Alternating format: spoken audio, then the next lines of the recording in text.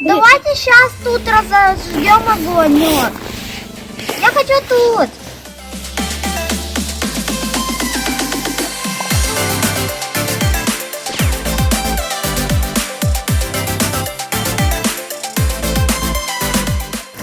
Надо сделать, чтобы он потух. Он потухнет сейчас. Смотри, какой маленький дым. Горячий сейчас, горячий. Горячий. Ты что, костер, огонь решил? Смотрите еще.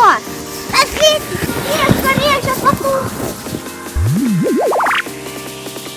Сейчас огонь потухнет. О, успел.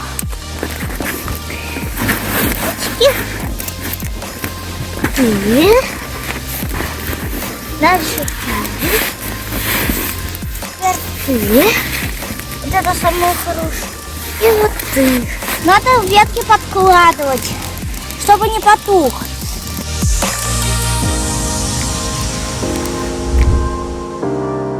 Какой маленький дымок. Дым и так большой. Не пройти. У меня уже глаза. Так иди сюда. Иди. Значит, что... А если салфетка Да. загорится? Ну, салфетка загорится. Теплая? Я Заезжай, мы давайте буду Ты свой сидеть. подвези.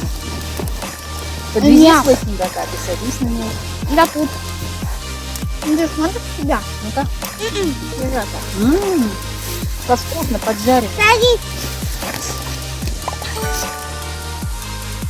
Я буду вот так смотреть. Можно. Ты только мне говори, куда. Давай я Куда твою вы- поджарю. Андрюша, Я ну вот сюда вот. Это что белое? Это уже зола. Еще надо подкинуть. А вдруг салфетка загорится? Вкусно очень, когда огонь горит. Дымом пахнет, да? И цыпленок. Цыпленок.